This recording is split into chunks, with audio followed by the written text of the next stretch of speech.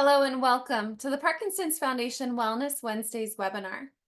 The Parkinson's Foundation is a nonprofit focused on bettering the lives of those living with Parkinson's through improving care and advancing research. Importantly, everything we do is in close concert with our community to ensure that our actions are aligned with the needs and priorities of those living with Parkinson's. Today's event is in honor of love, compassion, and intimacy. Parkinson's disease, like many chronic illnesses, can change the dynamics of a relationship, particularly when it comes to intimacy and sexuality. Exploring new ways to connect and communicate, whether you have PD or you care for someone who has PD, will help strengthen your relationship. Today's program will offer suggestions for creating deeper, meaningful intimacy with your loved one. PD Health at Home is presented by the Light of Day Foundation, whose generosity has made this programming possible.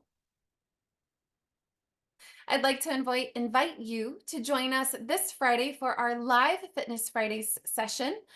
Body mapping is diverse and can be used in different settings. This class will help you learn ways to use the eyes and body in your ongoing exercise routine. Perhaps this could be a way to get intimate with yourself. You can sign up to attend the live stream at parkinson.org/pdhealth. To begin our formal presentation, I'd like to encourage you to use that chat feature to talk to one another, communicate with us, communicate your thoughts and feelings from yourself to share with the community, and also to use the question and answer poll to submit any questions you might have for our presenter today. Laura Zeitlin is a licensed social worker at Michigan Medicine. In addition to being the co-coordinator of the Parkinson's Foundation Center of Excellence at Michigan Medicine, she is the clinical social worker and program coordinator for the Deep Brain Stimulation Program and is also the educational activities coordinator for the Udall Center of Excellence for Parkinson's Disease Research at the University of Michigan. She has worked in movement disorders since 2009, and prior to that was a clinical social worker in the HIV/AIDS treatment program at Mission Medicine. Laura, thank you so much for joining us today and for sharing your wisdom.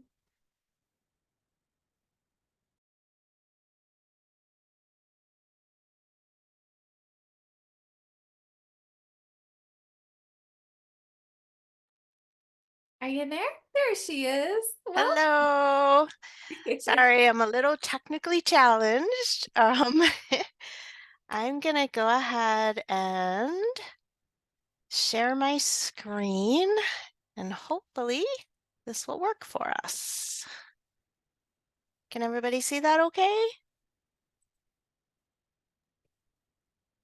We cannot. Of course not, because I'm technically challenged. Okay, let's see. Go to your All right, let's share see. screen. Click I share just did this. screen. All right. There it comes. Okay, Perfect. how's that? It's great. Thanks, Okay, Laura. perfect. Well, welcome everybody. Happy Valentine's Day. I didn't even think to wear pink or red today, but here we are. So today we're going to talk about intimacy, and I'll just start by saying, oops, my pages aren't working. Uh-oh, sorry, more technical challenge. That's perfectly fine. Are you using your mouse or the keyboard? I was trying to use my keyboard. Try your mouse. Sometimes that works better for me. There we go. Yep, that helped. Thank you. So, I'll start just by saying that I have no disclosures. I will disclose, however, that I am not a sex therapist, but I do talk with folks in clinic as issues come up for them. So I don't claim to be an expert on all things intimacy and sex, but I guess I could claim to be an expert on relationships and talking with folks about struggles that they're having. So today we're going to consider intimacy. We're gonna hopefully understand that Physical intimacy evolves over time. We're going to learn about how to communicate about intimacy and sexuality with your partner and how intimacy can help people stay connected. One thing I want to sort of frame our discussion with is that when I say couples or partners, I don't want us to make too many assumptions about what that means. When I think of couples or partners, they can be of different genders, they can be same-sex couples, they can be monogamous, they can be non-monogamous. So I just want to kind of acknowledge that I'm not kind of going too far in terms of defining what that means, but wanting to acknowledge that couples or partners can look very different to different people. So if we just start with that idea of what is intimacy, it's a feeling of closeness between people in personal relationships. So that can be couples, that can be adult children or children and parents. It can be friends. Really, any sort of relationship, there can have a feeling of closeness that we could call intimacy. Intimacy can be experiential, emotional, physical, mental, spiritual. When I think of experiential intimacy, it's actively doing things together that can create memorable and shared experiences. Emotional intimacy, the feeling of being able to be vulnerable with somebody. Intellectual intimacy can be exploring new ideas and belief systems while respecting differences in opinion or perspective. Spiritual intimacy can be sharing the same values, ethics, morals, and spiritual or religious beliefs. Emotional intimacy is built through self-disclosure and responsive communication between people. It produces feelings of reciprocal trust, validation, vulnerability, and closeness between individuals. So I'm sort of defining that so that we can kind of separate the idea of heart-based intimacy versus physical intimacy. Physical intimacy also promotes connection between people and can be a key component of romantic, intimate relationships. Physical touch correlates with relationship satisfaction and feelings of love. While many intimate relationships include a physical or sexual component, the potential to be sexual is not a requirement for the relationship to be intimate. And I bolded that because I think it's a really key thing to consider. Sometimes people want physical sexual intimacy in a relationship. Sometimes they don't. Sometimes they want it and they can't figure out how to get there. But it's just really important to recognize that physical intimacy doesn't have to be sexual. This is a book that I read recently for my book club, The Seven Husbands of Evelyn Hugo. And when I was reading it, this quote really stuck out to me. And when I was preparing for this presentation, it popped into my mind again. So, people think that intimacy is about sex, but intimacy is about truth. When you realize you can tell someone your truth, when you can show yourself to them, when you can stand in front of them bare, and their response is, "You're safe with me," that's intimacy. And if we consider what that quote is saying, that can again be between partners or couples, it can be with friends. It's this sort of ultimate sense of safety and trust and honesty. And it just was a really powerful quote to me, so I wanted to share it. And I'd encourage you guys to kind of ponder that every now and then. Here's a fun little word cloud about intimacy. And so I don't know if you've ever participated with a word cloud before. I couldn't make it happen for this presentation live. But when you throw out a word and ask people to throw out what they think of when they hear that word, you can create this word cloud. And the largest words that show up in the word cloud are the ones that are thrown out most often. So you can see connection, closeness, love, trust. Those are the words that come out most strongly when people think about, intimacy. So, if we think about sexuality and intimacy in PD, there's different challenges that can come up. Physical intimacy evolves over time, and this is true in relationships where PD exists and where it doesn't. But some of the challenges that we can see happen are challenges with desire, physical challenges, emotional challenges, and relational or relationship challenges. Desire challenges can look like a decrease in desire. With normal aging, there can be changes in desire. With Parkinson's, we can see decrease in dopamine, which can change desire. Fatigue, I'm sure you're all very familiar with fatigue and how that can kind of impact day to day and certainly desire. Psychological or mental health issues like depression can impact desire. Challenges in the relationship itself can impact desire. If there's conflict, if there's just a discomfort in the relationship, we can see that that can impact desire. And then side effects of medications can really impact desire. And all of those decreases in desire can be present in any relationship, but we see them commonly in Parkinson's. We can also see an increase in desire. That can also be part of the normal aging process. Excuse me. We can see side effects of medications leading to hypersexuality and compulsive sexual behavior in Parkinson's. Usually we think about those as dopamine agonist medications as the biggest culprits, but we can see it just in Parkinson's. And even if we reduce or eliminate those dopamine agonists or the culprit medications, we can still sometimes see that impulsive or hypersexual component can remain.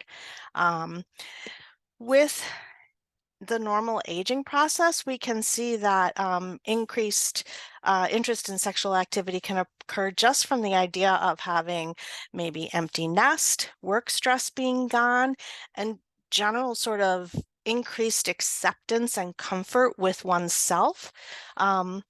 Can also be normal to have new sexual interests over the lifespan. It can be erotica or pornography, wanting to experiment with different sex acts.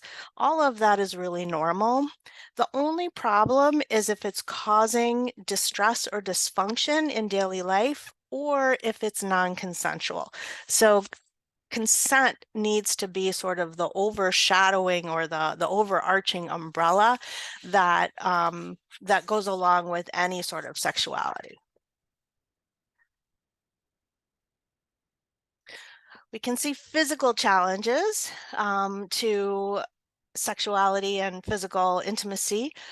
There can be challenges with impaired movement and coordination. There can be challenges related to on-off cycles. We know timing is everything, but on-off cycles can be an even bigger challenge with timing. Again, fatigue can play into it. People can have difficulty reaching orgasm, and there can be sort of sexual dysfunction in terms of erectile dysfunction or vaginal dryness and discomfort that makes it not so much fun to engage in sex.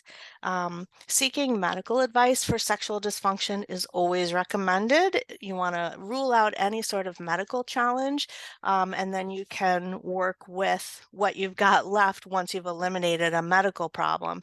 A lot of couples find using aids like vibrators or lubricants, positional changes, and even things that can help with positional changes like bolster pillows or that sort of thing to actually allow the body to be held in a different position comfortably. Those can all be used with great success if some of those physical challenges are interfering. Oops.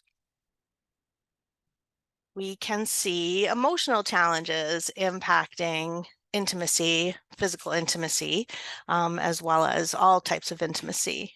Depression, anger, stress, anxiety, grief, and mental fatigue can all be emotional impact, can all have emotional impact on intimacy.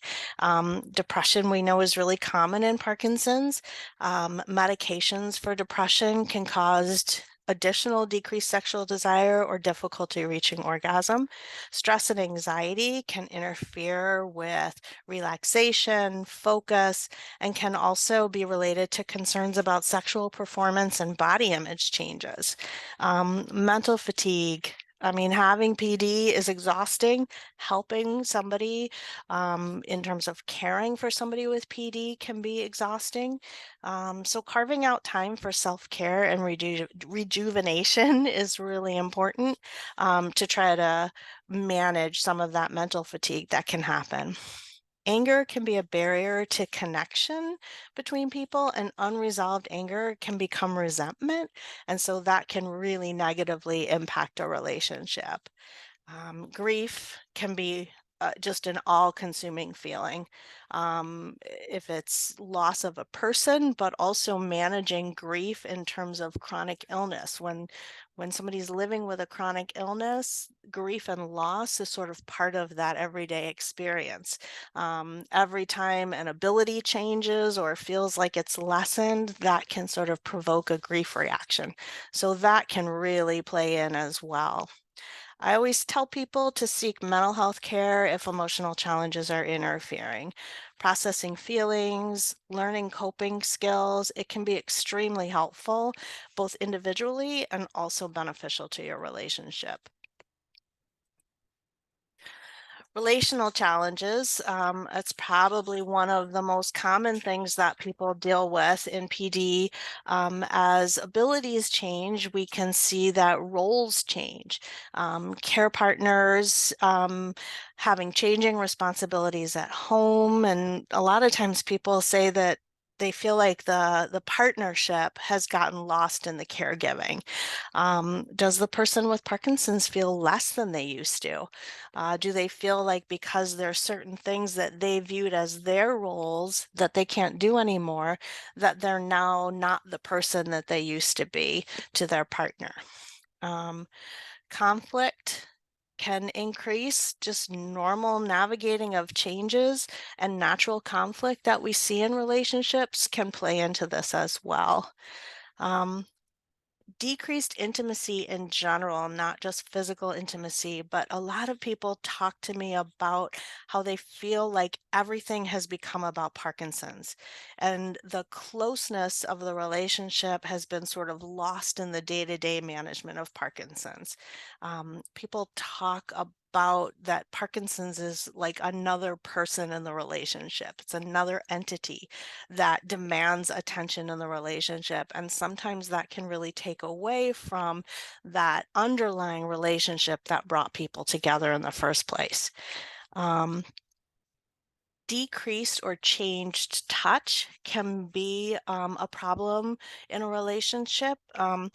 It can be difficult to feel close if touch has largely been erotic or sexual and is now changed to a more caregiving role, or if touch has been primarily about caregiving, how do you then switch back to engaging in erotic or sexual touch? Um, and just general communication changes. Are we forgetting to just talk and be with each other instead of everything being about taking care of business? When we think about communicating, the first thing I always tell folks when I talk to them is like, nobody can read minds. People are just not mind readers. We have to be willing to give voice to our thoughts and feelings. When navigating excuse me, when navigating relationships, it can be about learning how the person you're trying to communicate with is most comfortable with communication. So some people, that just means sitting down and talking. For other people, they find it easier to open discussion by maybe writing a letter and reading it out loud so that they have time to compose their feelings. Other times, maybe it's just writing it all down and letting the recipient read it while they're sitting there with them. Um, People tend to get into the idea that it has to be a certain way when you're communicating. And the way it has to be is the way that works for you and the person that you're communicating with.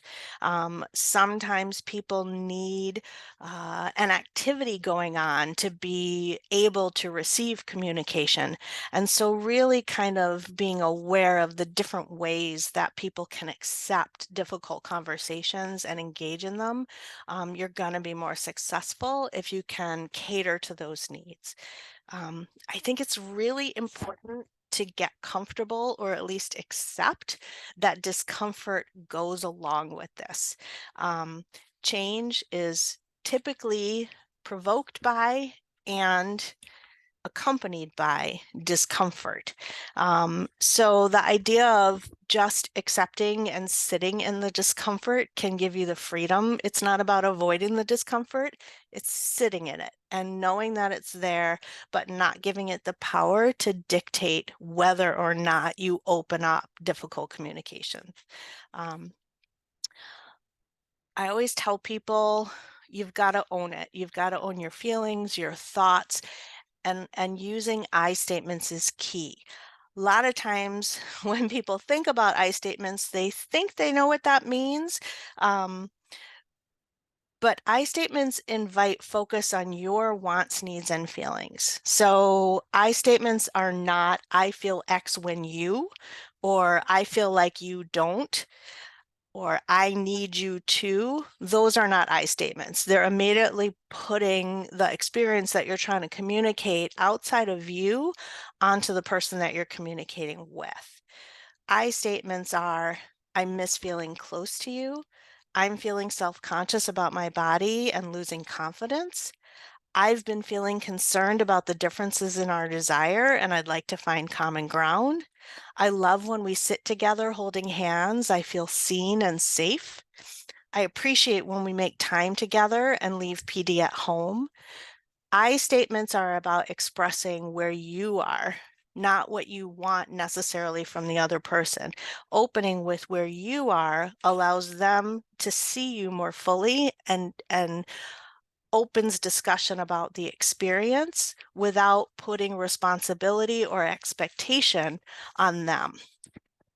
And then always reinforcing understanding through reflection. When you're talking with somebody, excuse me, paraphrasing, rephrasing, repeating back how you understand what's being said to you is a way to make sure that you're understanding what's being said, that lines aren't being crossed, and that everybody's kind of hearing what's being said in the way it's being intended.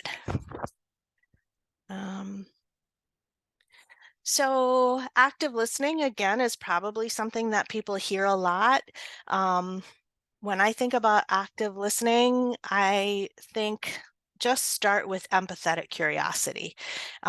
Just start with a desire to understand other people's thoughts and feelings and lead with curiosity about it, really wanting to kind of get into the space that they're in and understand what's happening for them. Pay attention and don't interrupt. It's sometimes difficult to not interrupt if you feel like something is inaccurate that's being said or you want to provide reassurance. Interruption is a hard feeling to fight, but it's really important to let the other person get all their words out first. Um, Paying attention can mean different things to different people. Eye contact can be really important for some people. Other people feel more comfortable with a next to posture, sitting next to somebody while they talk. Eye contact may feel too intense for them. So, again, kind of really trying to understand how the person you're trying to communicate is going to best receive and engage is important. Um, Stay focused, give affirmative acknowledgement, meeting, nodding, making sure your body language is engaged, inserting little assurances like tell me more about that can be really powerful and inviting in terms of engagement and communication. um, Suspend assumption. maintain a judgment-free zone. Um, if you if you can maintain a judgment-free zone and suspend assumption, you don't know what that person's going to say. You don't know what's happening inside that other person, and so we just want to kind of hear what's being given rather than making assumptions about what the discussion could be, should be, will be. um, Attribute positive intent. um, I think of the idea intent versus impact. Sometimes we can feel hurt by things that are said, but if the intent was positive, it allows more room to continue discussion. We don't always want to hear what others have to say to us. It can feel hurtful, but if we know that we're attributing positive intent, that the person is not setting out to hurt us, but may share things that feel hurtful, we can at least continue discussion. If we're assuming negative intent or attributing negative intent, it shuts down opportunity. Um, be enthusiastically inquisitive. Um, so to me, that means asking genuine, open-ended question. If the question can be answered with a single word, it's not open-ended.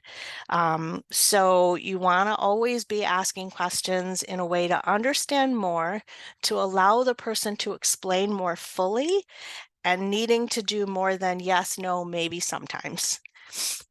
Um, and then also just listen to hear and understand, not to respond. So a lot of times when we're having difficult conversations or just general conversations we can be excited about or have opinions about, we can kind of be thinking about how we're reloading or coming up with our response while the person is still talking. We want to just kind of be mindful and present and in the moment. There's always time to formulate a response later after everyone has expressed and thought about what's been expressed. Um, Body language, facial expression, displayed emotion, they all tell part of the story. It's not just the words that are being said. Stay in the moment, listen, hear, read, and hear everything that's being given to you, and then take the time to think and formulate a response. And then again, the idea of reflecting back what's being said, paraphrasing it, summarizing it to make sure that the message and the words and the emotions are being received the way they're intended. Oops. Ow. Sorry, technical challenges again. Okay. I just thought this was a really cute little cartoon, and it's just got some quick cues to remember about what active listening looks like. Using open body language, asking clarifying questions, paraphrasing and summarizing to make sure that things are fully understood, asking open-ended questions, and being attentive, staying in the moment. Okay, so let's talk a little bit about reconnecting.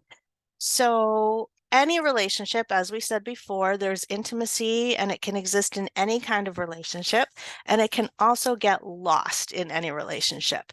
And if intimacy gets lost, the relationship can feel different or become less satisfying. And sometimes we may not identify loss of intimacy as the problem. If we start to feel closed off, again, that's the loss of intimacy, but we may not identify that. Um, let's see. We also think about changing intimacy in terms of romantic partners, especially when there's a caregiving element. But this can also apply with adult children and friends. Sometimes it's excuse me, experienced as becoming withdrawn or just less open. A lot of times I hear folks say that they're trying to protect or shield their loved one, or they don't talk to or see friends as much because they don't want to talk about themselves all the time or their troubles. Remember that relationships are reciprocal and sharing fosters closeness, and closeness is intimacy. Oop, Okay, so remember we talked about the different kinds of intimacy, experiential, emotional, physical, mental, spiritual. Most relationships have room for several, if not all, the types of intimacy that we've talked about. If you think creatively and you give time and attention to nurturing the relationship, you may find it's easier than you anticipate to foster these various kinds of intimacy. So if we think about experiential intimacy, going for a walk, seeing a movie together, going to dinner, doing puzzles or playing games, listening to music, watching a favorite TV show together. Those are simple, everyday examples of how to increase experiential intimacy. If we think about emotional intimacy, sharing feelings, secrets, fears, goals, joys, fantasies, just connecting in your truth. Intellectual intimacy can look like reading a book together, debating about a social issue, learning a new skill or a recipe, attending an event that's important to the other person, even if it's not something that we ourselves love. That can really foster that intellectual connection. Spiritual can look like praying, meditating, attending a house of worship, or connecting in nature together.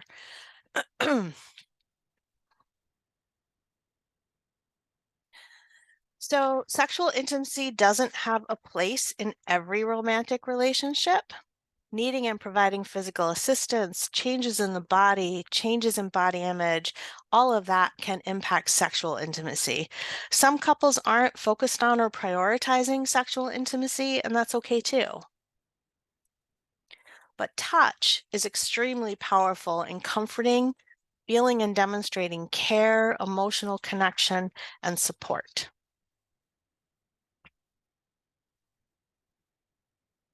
So, physical intimacy between partners doesn't need to be, nor should it be assumed to lead to sexual intimacy. So, we can think about non sexual intimacy, physical intimacy in a romantic partnership.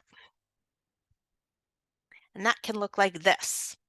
Can be a sneak attack hug from behind. It can be kissing. It can be sustained eye contact. It can be cuddling, holding hands, touching foreheads, hugging, laughing, sharing secrets.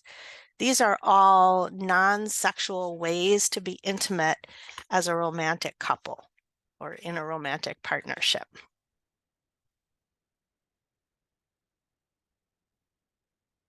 Physical intimacy and exists and is important in non-romantic relationships too. Touch between friends and family is powerful and comforting and can strengthen and help maintain bonds. This is what non-sexual physical intimacy can look like in a non-romantic relationship. So thinking in terms of adult child and parent, grandchildren and grandparent, father daughter, sisters, friends. There's lots of ways that we can connect with each other physically that's very rejuvenating and comforting. A simple touch on the hand, holding hands, hugs, a kiss on the cheek, a hand on the shoulder, touching foreheads, hugging, laughing, sharing secrets. These are all things that can increase intimacy. So overall, we know intimacy can benefit our relationships. There's many kinds of intimacy, and there's many ways to increase intimacy. We need to invite and initiate communication to maintain or reconnect to have that intimacy. And we need to practice empathy and active listening in order to work towards intimacy if there's been a lapse or a reduction that we want to remedy. Again, we always want to seek medical or mental health care if there are issues that need to be addressed. And this is an ongoing challenge or topic. It's not a one and done. So just like relationships take work in all aspects, the idea of intimacy can change over time, and the need to reconnect can wax and wane as well. So I want to thank my colleague, Amy Rad, who is a social worker and a sex therapist. She generously shared her knowledge and expertise with me. I want to thank Google Images for everything I took. Um, and I also want to thank you, sending lots of love to you on Valentine's Day.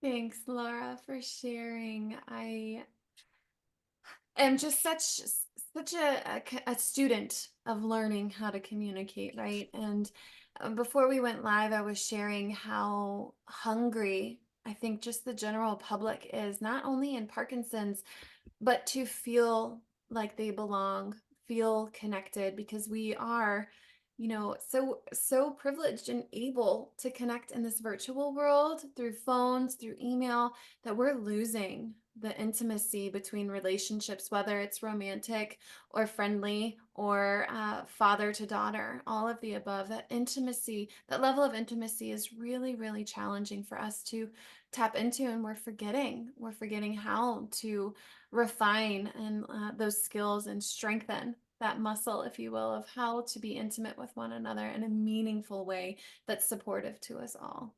Yeah, yeah, agree, agree. So we got just a few questions came in, and feel free if you're feeling so inspired to ask the hard questions. This is a space to do that. You can submit them anonymously, and we'll have some time with Laura to talk about these difficult conversations. Our viewer Jules is asking, just curious, when you feel is the best time to disclose my recent Parkinson's diagnosis? Not currently in a relationship, but I am dating. So is this something, how soon should I share my diagnosis with my dates? Yeah, that's a great question. And I think there isn't a right answer other than what feels right to you. I think as you're connecting with somebody and deciding if it's somebody that you want to invite into your life and thinking about things like living in your truth and being honest with yourself and others, you'll have that instinct that feels right to you. Um, you don't ever have to share something that feels uncomfortable, um, that you wouldn't want somebody to know. But I think as you develop your relationships, you will want to share of yourself if you're with the right person. So if there's doubt about whether this is the time or the person to disclose to, that's a good indicator that you probably need to think about who this person is and what value they bring to your life. A very thought-provoking response, Laura, and thinking about there's also this instinct, right? We have a feeling of, I feel safe to tell this person. The quote that you shared from Taylor Reid, really, really saying, I feel safe to share and be so authentically myself with this person. That is intimacy. And if you aren't in that space to share a diagnosis with anyone, sometimes there are people in your life you just can't explain why you just feel this urge to share things, and others, there's a wall. There's no Yeah, need to question that, but to lean in and trust yeah, that intuition that you have. Thank you for yeah. sharing that. Another question from Robin. She is sharing that, what if you have a problem with your voice? I have Parkinson's disease. I'm addressing it. And perhaps, Robin, you could follow up. Is this about using your voice, activating the voice, or that the voice is quiet? I know for me, sometimes when I'm in a challenging situation, I go mute. I don't want to speak. I don't want to talk. I need time to let things breathe and conceptualize. And I love the idea of writing a letter, right? This is a difficult conversation. I need to write about it so that I can also synthesize my thoughts and be able to share with you. So Robin would really love for you to respond. Is this about not having the voice because the voice is quiet, or fear of sharing your voice and bringing concern to that. And Laura, maybe you could talk a little bit to both ends. Yeah, so I mean, I think I like the way you described just synthesizing those thoughts, and that's where I think a letter or journaling can really be helpful to kind of get it all out and allow you to make sense of it in a way that you can try to communicate it to somebody else. If it is sort of the I don't know, the body issue of the voice. It's quiet. Speech is difficult to understand. I think a letter can be helpful there. But if it's just that it's quiet speech, giving yourself a quiet space is underestimated. I think a lot of times we try to have difficult conversations and there may be background noise, the radio's on, the TV is on, it's just the normal everyday hubbub in our environment. Mm. Um, but sometimes shutting all of that down and giving true quiet can allow the voice to be heard more easily. Did that And it answer? sounds to being intentional, right? When we are in a space where a difficult conversation needs to happen, or challenging or uncomfortable, let's call it, conversation needs to happen, creating that space intentionally by turning the TV off, Yeah, taking the phone off the hook, silencing your smartphone. If you have people coming in and out of the house asking for privacy, reserving that space and time so that the quiet voice can be heard and that yeah. you can feel heard. Yeah.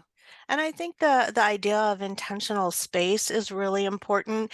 And that can start with just the invitation to have a conversation, right? I mean, you don't want to kind of just spring something on somebody if somebody had a bad day, if they're just super tired, just sort of putting it out there that there's some stuff you'd like to talk about and when might be a good time, or can we take some time? Can we set aside some time this weekend when we're done with everything that needs doing to be able to have some quiet talking time. Mm. Dedicated, devoted, intentional space and time. Yeah. Mm. Wow.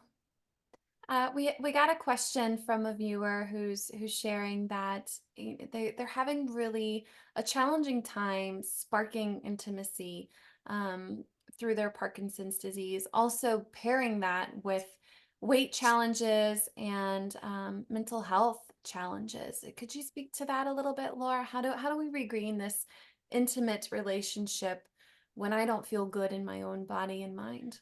Yeah, so I think it's important to remember that that is not exclusive to Parkinson's, right? So many times over course of lifespan, there's uh, self-image or self-confidence issues that can interfere. And again, if we think of intimacy as sort of standing in our truth and being bare to somebody else, um, it can be really challenging if you're feeling uncomfortable, unsure. Um, I think, having conversation just about that, not necessarily having to highlight the things that you're uncomfortable with, body image issues. It can be more about just saying, I'm feeling uncomfortable in my body. I'm feeling very conscious of the changes that have happened in my body. I'm feeling really aware of my physicality, and I feel like it's blocking. And it doesn't have to be about pointing out every little thing, but it can just be about sharing that feeling and allowing the other person to give reassurance, to tell you how much they love you, regardless of how you're seeing yourself right now. And I think also sometimes just allowing ourselves to trust how the other person sees us can be really powerful. You know, People can choose to be or not be with somebody. And if somebody's choosing to be with you, trusting that they're seeing something worth being with, I think can be really reassuring and powerful too. And that's not to negate the challenges of changes in body or body image. I think those are always things that are worth paying attention to, maybe with a therapist, doing some counseling around self-acceptance, making change if change is something you want to do or is within your power to do. But again, when you're talking about intimacy, trust and connection is kind of leading the way. And so, you know, seeing yourself through somebody else's eyes might give you a break from being so hard on yourself. Yeah, we are our very worst critics, right? Yeah. Yeah. So be invitation to be gentle with yourself. Mhm. Yeah. I want to follow up because Robin did respond back to us and they share that their voice is impacted by Parkinson's. It can be difficult to hear and understand their very own Yeah. voice, which is really frustrating of itself. Yes. Would you like Yeah. to hear about that?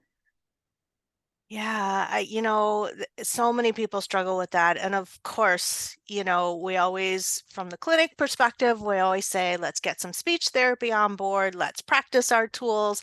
But, all of that takes a lot of energy to really use the compensations for voice and speech, takes a lot of energy. And when you're trying to talk about something that's really challenging and emotionally loaded, it can Mhm. be hard to put that much energy in two directions. So I think in that case, it might be good to, again, use the written approach first, or, a lot of people use an iPad or some sort of text to speech way of doing things.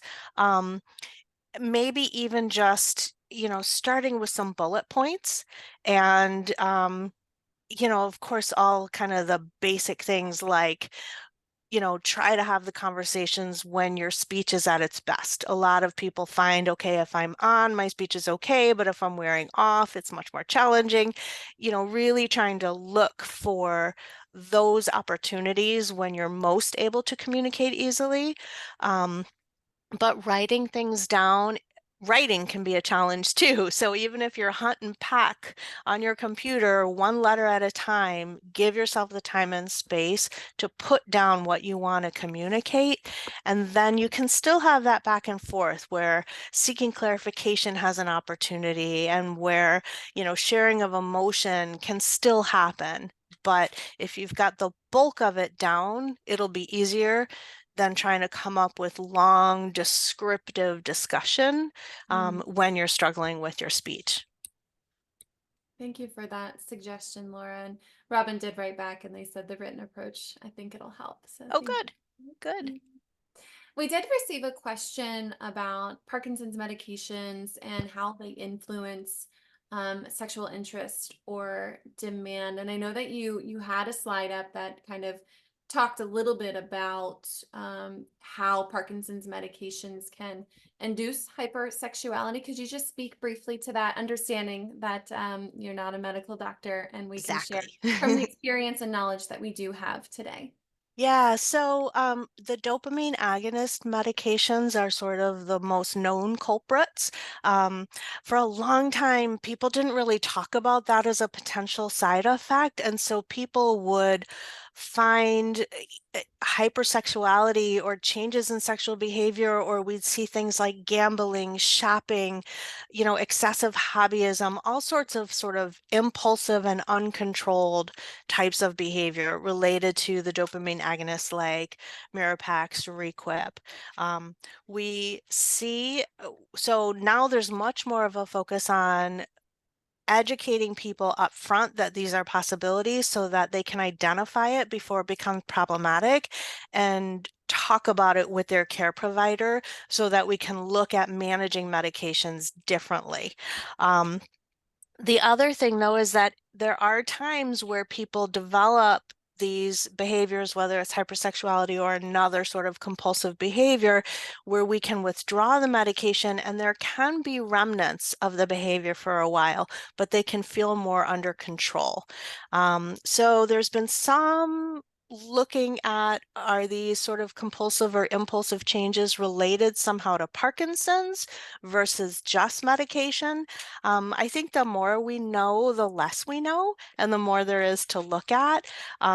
So, I think having awareness of potential side effects, being able to talk with your provider about it. And, for some people, the hypersexuality thing isn't a problem. Like, it's a consensual change in the relationship, their partner is okay with it, or they've been able to negotiate boundaries around what that can look like. So again, the idea of consent and only if it's problematic, is it a problem? Does that help at all? Yeah, I feel it was very clear. Thank you, Laura, for sharing. And if it didn't answer your question, please write us back. We have a few Yeah. moments to continue addressing the questions we're receiving. Want to say hi to Greg, my dear friend Greg. I see you and I hear you, and I've received your question as well, and I'm going to ask Laura about it. So there's this phenomenon, we'll call it a paradox, perhaps, of care partner and spouse. And there tends to be often from at least what I've heard between partners is that Parkinson's can feel like it's just always right in between us. It's Yep. just always the elephant in the room. It's between our relationship as husband and wife or partner and partner. How how do we relieve our care partner to not always sense that Parkinson's is between us? Mhm. So I think yeah, that's exactly what I hear from people. It's always there. Parkinson's is always there. Um, but I think as with a lot of the other things we've talked about, conscious and mindful efforts can make a huge difference. So the idea of Parkinson's may make it hard for us to do our Saturday night date night that we used to do because it's just not, evenings aren't good or crowds are too hard now. But making that time focused as a couple and consciously and intentionally leaving Parkinson's at home. So Parkinson's is off the table. It is not a topic of conversation. We are not talking about the doctor's appointment next week. We are not talking about symptoms or medications or anything related to that. We're just connecting with each other. We're looking to each other's eyes. We're remembering what brought us together in our partnership in the first place. We're focusing on the person in front of us and not the noise of Parkinson's or everyday life. I mean, you think about young couples with children, they have to take that time, and there's no talking about the kids. We're not making arrangements for play dates. We're not doing, after school activity transportation planning. We are leaving it all behind and engaging only with each other. And it's the same thing with Parkinson's. Is it easy? Absolutely not. Especially if you're feeling symptomatic at the time, it can be difficult to leave that behind, but it's conscious and intentional, leaving it out of the conversation and having parameters around that, having some boundaries around that and some agreements. This is off the table. We are only paying attention to each other right now. Mm. What an intentional way to create space for intimacy. I really admire that suggestion, and I think I'm going to apply it in various areas of my life. Thank you, Laura. Indeed. Our next question is from a viewer who's sharing a fact that Parkinson's disease medications can make us more emotional, and Yeah. that sometimes you can be prompted to crying and feeling very deeply Yep. about an emotion or an experience that came up, and it can become very difficult to express how you're feeling. How do you recognize that up front with your partner that you just can't help but cry? I mean, I think if you can't help but cry, you cry. I mean, crying is an incredibly cleansing activity. It's a tension release. And there doesn't always need to be a reason. Sometimes just having a good cry and letting it out can get you to a space where you can then express more easily if there is something that's sort of triggering that depth of feeling. So I get upset when I see people trying to stifle crying. And I Mm, tell folks in my office, I'm like, I will always have tissues. Crying is okay and allowed, and you can do it with your partner. You can take space and do it yourself. But the depth of feeling is there for a reason. Yes, we can see that people can experience things more deeply. Yes, we can see that age can make us experience our emotions differently or more deeply. But I think it's okay to just sit in the emotion and experience it and let it kind of run its course without examination. mm, And after it's had its due, then you can look at, was there a specific trigger? What made me feel the way I felt so deeply? And can I then express that once I've taken some space from it? thanks, Laura. Barb is just asking us to revisit. What's your comment again about intent and impact? Oh, okay. Yeah, so it's interesting. It comes up across so many aspects of life. And it's something that we talked about a lot in settings where I've been doing DEI work with colleagues, the idea of intent versus impact. And I feel like it's just something that crosses all aspects of life. So intent is how I think of intent as what somebody delivered and what their motivation behind that was, and impact is how it's received, right? So somebody can say something with absolutely no negative intent, only positive motivation, and it can be received by somebody and feel hurtful. And we can see that in relationships. We don't always love to hear what our partner says about us. We don't love everything about ourselves, and sometimes that can get highlighted and it doesn't feel great. But if the intent is positive and the intent is not to hurt somebody, feeling hurt is different than intending to hurt. Does that Mm, clarify it a little bit better? let I us want to know make if sure the that helps person you. who asked the question is holding on to that. Thanks for clarifying, Laura. We have two last questions. The first being from Carrie. Carrie says, my wife and I are both therapists, and we tend to criticize each other by saying, stop being a therapist, Yeah. if we attempt to actively listen to one another. How do we do that? How do you stop being a therapist? Yeah. Um, so I think, just putting away your sort of your natural toolbox in your therapist hat. I mean, you take your therapist hat on and off all the time. Um, and particularly in your relationships, in your personal relationships, it's really important to take that therapist hat off, Mm, especially if your partner's a therapist too, because they know what you're doing. Um, so I think using different words, being conscious of using different words, and um, asking the questions in a different way. As a therapist, we have an innate boundary that we have to keep, right? So we have to maintain an appropriate boundary when we're working with somebody. And if you're doing that with your partner, and if they're feeling that boundary through your words or how you're expressing yourself, the intimacy can't happen because the boundary is there, right? So you have to pull away from that therapist hat and get into your personhood, get into their personhood, sit in your truth and your self-disclosure. Again, as a therapist, we don't do self-disclosure. That's not what our role is as a therapist.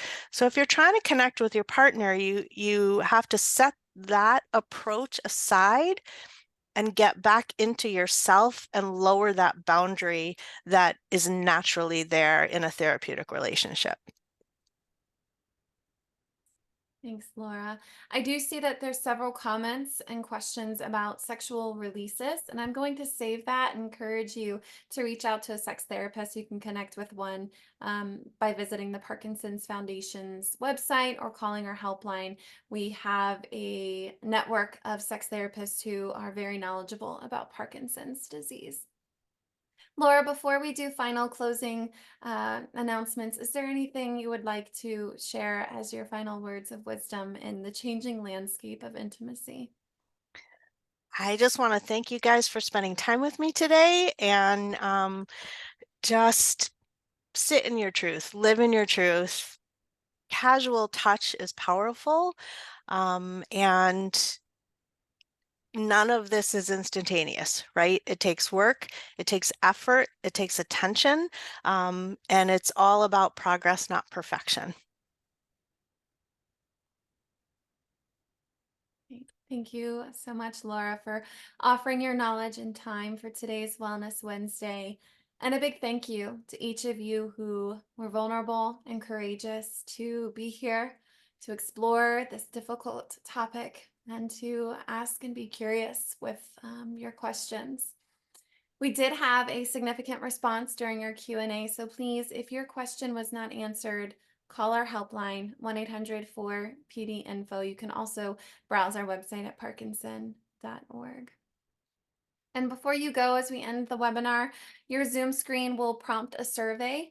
Our programming is fueled by your feedback, and we appreciate you taking the time to let us know what you hope to learn about in future sessions. So please respond to that survey. And until I see you again in Zoom land, wherever you are, take care, and we'll see you soon. Happy Valentine's Day.